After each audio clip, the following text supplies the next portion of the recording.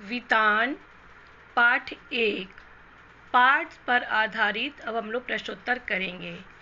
पहला प्रश्न है, यशोधर बाबू की पत्नी समय के साथ ढल सकने में सफल होती है, लेकिन यशोधर बाबू असफल रहते हैं, ऐसा क्यों? ठीक है, इसका उत्तर इस प्रकार लिखेंगे। यशोधर बाबू बचपन से ही जिम्मेदारियों के बोझ से लद गए थे। बचपन में ही उनके माता पिता का देहांत हो गया था। उनका पालन पोषण उनकी विधवा बुआ ने किया। मैट्रिक के बाद वो दिल्ली आ गए। किशनदास जैसे जो के पास आए, वो कुंवारे थे, उनके पास रहे। इस तरह वे सदैव उन लोगों के साथ रहे जिन्हें कभी परिवार का सुख नहीं मिला।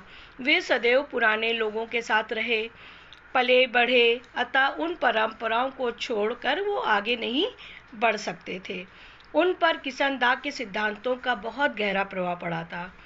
इन सब कारणों से यशोधर बाबू समय के साथ बदलने में असफल रहे। दूसरी तरफ उनकी पत्नी पुराने संस्कारों की थी। वे एक संयुक्त परिवार में आई थी, जहां उन्हें सुखद अनुभव नहीं हुआ। उनकी इच्छाएं अतृप्त रहीं। वे मात्र सुलभ प्रेम के कारण अपनी संतानों का पक्ष लेती हैं और बेटी के कहे अनुसार कपड़े पहनती हैं। वे बेटों के किसी मामले में दखल नहीं देती। इस प्रकार वे स्वयं को शीघ्र ही बदल लेती हैं। प्रश्न नंबर 2, पाठ में जो हुआ होगा वाक्य की आप कितनी अर्थ छवियां खोज सकते हैं या खोज सकती हैं? जो हुआ होगा कि 2 अर्थ छवियां लिखें। इस तरह के भी प्रश्न आ सकता है। इसका उत्तर इस प्रकार लिखेंगे। पाठ में जो हुआ होगा वाक्य पहली बार तब आता है जब यशोधर बाबू किशनदास के किसी जाति भाई से उनकी मौत का कारण पूछते हैं, तो उत्तर मिलता है जो हुआ होगा, अर्थात पता नहीं क्या हुआ। इसका अर्थ यह है कि किशनदास की मृत्यु का कारण जानने की इच्छा भी किसी में नहीं थी। इससे उनकी हीन दशा का पता चलता है। दूसरा अर्थ, किशनदास का ही उपयोग करते हैं। वे इसे अपनों से मिली उपेक्षा के लिए करते हैं। वे कहते हैं, भाऊ सभी जन इसी जो हुआ होगा से मरते हैं। गृहस्थ हो, ब्रह्मचारी हो, अमीर हो, गरीब हो, मरते जो हुआ होगा से ही है। हाँ, शुरू में और आखिर में सब अकेले ही होते हैं। अपना कोई नहीं ठहरा। दुनिया में सब अकेला, सब अपना नियम और अपना ही बनाते हैं। इसलिए बस अपना नियम अपना हुआ और कोई भी इस दुनिया में अपना नहीं है।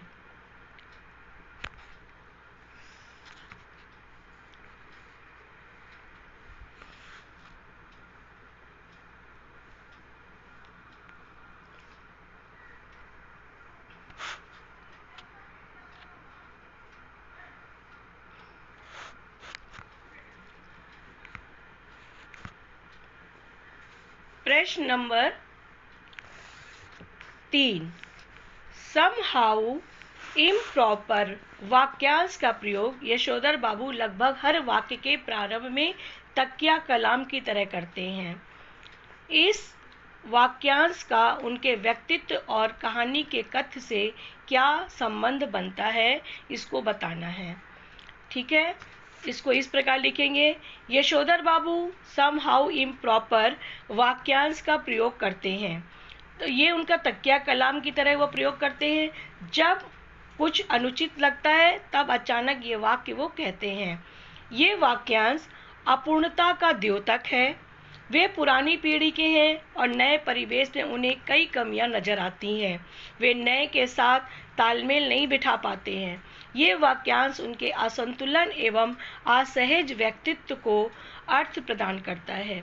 पाठ में अनेक स्थानों पर समहाउ इम्प्रॉपर वाक्यांश का प्रयोग किया गया है, जैसे दफ्तर में सिल्वर वेडिंग पर, स्कूटर की सवारी पर, साधारण पुत्र को असाधारण वेतन मिलने पर, अपनों से परायेपन का व्यवहार मिलने पर, डीडीए फ्लैट का पैसा न भरने पर, पुत्र द्वारा वेतन पिता को न दिए जाने पर, खुशहाली में रिश्तेदारों की उपेक्षा करने पर, पत्नी के आधुनिक बनने पर, शादी के संबंध में बेटी का निर्णय पर, घर में सिल्वर वेडिंग पार्टी पर, केक काटने की विदेशी परंपरा आदि पर भी उनको समहाउ इम्प्रॉपर लगता है। प्रश्न नंबर 4, यशोधर बाबू की कहानी को दिशा देने में किशनदा की महत्वपूर्ण भूमिका रही है। आपके जीवन को दिशा देने में किसका महत्वपूर्ण योगदान रहा है, कैसे, इसको आपको लिखना है। यशोधर बाबू की कहानी को दिशा देने में किशनदा की महत्वपूर्ण भूमिका रही है। मेरे जीवन में मेरे बड़े भाई का गहन भाई साहब का प्रभाव है। वे बड़े ही शिक्षाविद हैं। उन्होंने हर परीक्षा प्रथम श्रेणी में उत्तीर्ण की थी। उन्हें कई विषयों का गहन ज्ञान है। परिवार वाले उन्हें डॉक्टर बनाना चाहते थे, परंतु उन्होंने साफ मना कर दिया तथा शिक्षक बनना स्वीकार किया। आज वे विश्वविद्यालय में हिंदी के प्रोफेसर हैं। उनके विचार व कार्यशैली ने मुझे प्रभावित किया। मैंने निर्णय किया कि मुझे भी उनकी तरह मेहनत करके आगे बढ़ना है। मैंने पढ़ाई में मेहनत की तथा अच्छे अंक प्राप्त किए। मैंने स्कूल की सांस्कृतिक गतिविधियों में भी भाग लेना शुरू कर दिया। कई प्रतियोगिताओं में मुझे इनाम मिले। मेरे अध्यापक प्रसन्न हैं। मैं बड़े भाई की सरलता व सादगी से बहुत प्रभावित हूँ। प्रश्न नंबर 5, वर्तमान समय में परिवार की संरचना स्वरूप से जुड़े आपके अनुभव इस कहानी से कहाँ तक सामंजस्य बिठा पाते हैं। इसका उत्तर इस प्रकार लिखेंगे। इस कहानी में दर्शाए गए परिवार के स्वरूप व संरचना आज भी लगभग हर परिवार में पाई जाती है। संयुक्त परिवार प्रथा समाप्त हो रही है। पुरानी पीढ़ी की बातों या सलाह को नई पीढ़ी सिरे से नकार रही है। नए युवा कुछ नया करना चाहते हैं, परंतु बुजुर्ग परंपराओं के निर्वाह में विश्वास रखते हैं। यशोधर बाबू की तरह आज का मध्यम वर्गीय पिता विवश है। वह किसी विषय पर अपना निर्णय नहीं दे सकता। माताएं बच्चों के समर्थन में खड़ी नजर आती हैं। आज बच्चे अपने दोस्तों के साथ पार्टी करने में अधिक खुश रहते हैं।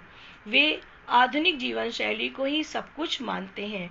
लड़कियां फैशन के अनुसार वस्त्र पहनती हैं। यशोधर बाबू की लड़की उसी का प्रतिनिधित्व करती है। अतः ये कहानी आज लगभग हर परिवार की कहानी है। प्रश्न नंबर 6, निम्नलिखित में से किसे आप कहानी का मूल संवेदना कहेंगे या कहेंगी और क्यों? का, हंसिए पर धकेले जाते मानवीय मूल्य। खा, पीढ़ी का अंतराल। गा, पाश्चात्य संस्कृति का प्रभाव। इसका उत्तर इस प्रकार लिखेंगे। इस कहानी में मानवीय मूल्यों, भाईचारा, प्रेम, रिश्तेदारी, बुजुर्गों का सम्मान आदि को हाशिए पर दिखाया गया है। हाशिए माने किनारे, उसको कोई महत्व नहीं दिया गया। यशोधर बाबू पुरानी परंपरा के व्यक्ति हैं, जबकि उनके बच्चे पश्चात्य संस्कृति से प्रभावित हैं। वे सिल्वर वेडिंग जैसी पश्चात्य परंपरा का निर्वाह करते हैं। इन सब के बावजूद ये कहानी पीढ़ी के अंतराल को स्पष्ट करती है। यशोधर बाबू स्वयं पीढ़ी के अंतराल को स्वीकार करते हैं। वे मानते हैं कि दुनियादारी के मामले में उनके बच्चे व उनकी पत्नी आगे हैं। वह पुराने आदर्शों और मूल्यों से जुड़े हुए हैं। ऑफिस में भी कर्मचारियों के साथ ऐसे ही संबंध बनाए हुए हैं। चड्ढा की चौड़ी मोहरी वाली पैंट उन्हें समहाउ इम्प्रॉपर लगती है।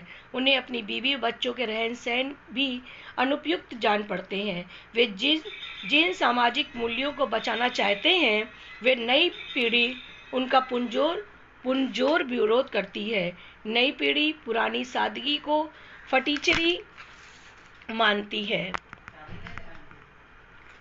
वह रिश्तेदारी निभाने को घाटे का सौदा बताती है।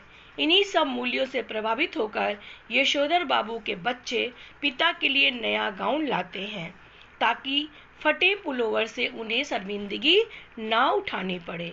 उन्हें अपने मान सम्मान की चिंता है, पिता के मनस्थिति की नहीं है।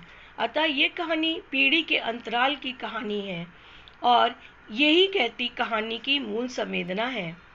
प्रश्न नंबर 7, अपने घर और विद्यालय के आसपास हो रहे उन बदलावों के बारे में लिखें जो सुविधाजनक और आधुनिक होते हुए भी बुजुर्गों को अच्छे नहीं लगते। अच्छा न लगने का क्या कारण होगा, इसे लिखें।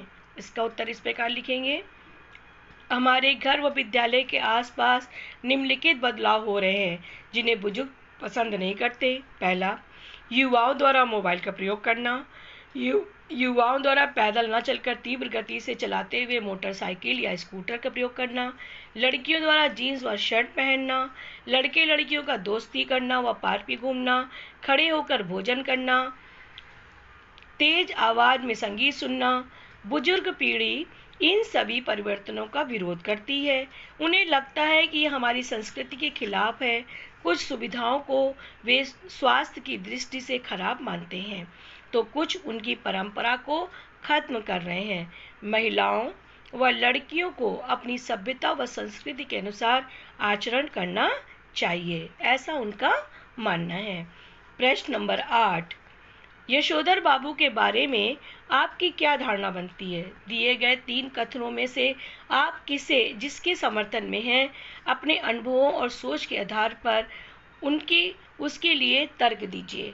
पहला, यशोधर बाबू के विचार पूरी तरह से पुराने हैं और वे सहानुभूति के पात्र नहीं हैं।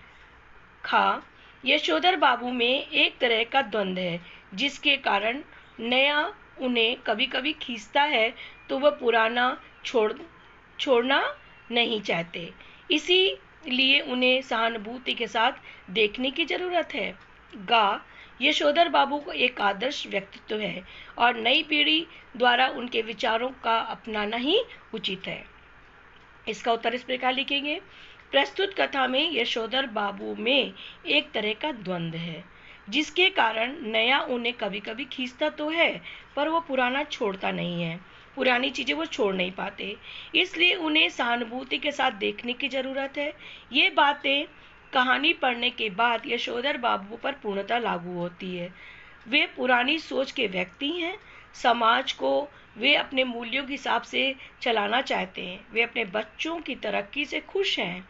उन्हें किशनदा की मौत का कारण समझ में आता है। वह स्वयं को पिछड़ा मानते हैं, फिर भी वे पुराने को छोड़ नहीं पाते। वे स्वयं को उपेक्षित मानने लगते हैं। वे चाहते हैं कि नई पीढ़ी उनसे सलाह करे, फिर कार्य करे। सिल्वर वेडिंग पार्टी में उन्हें खुशी होती है, परंतु ये भी दुख है कि इस विषय पर उनसे सलाह नहीं ली गई, उन्हें बताया नहीं गया। सुबह वो जब घर से निकले थे किसी ने कोई जिक्र नहीं किया। ऐसे व्यक्तियों के साथ सहानुभूतिपूर्ण व्यवहार जरूरी है।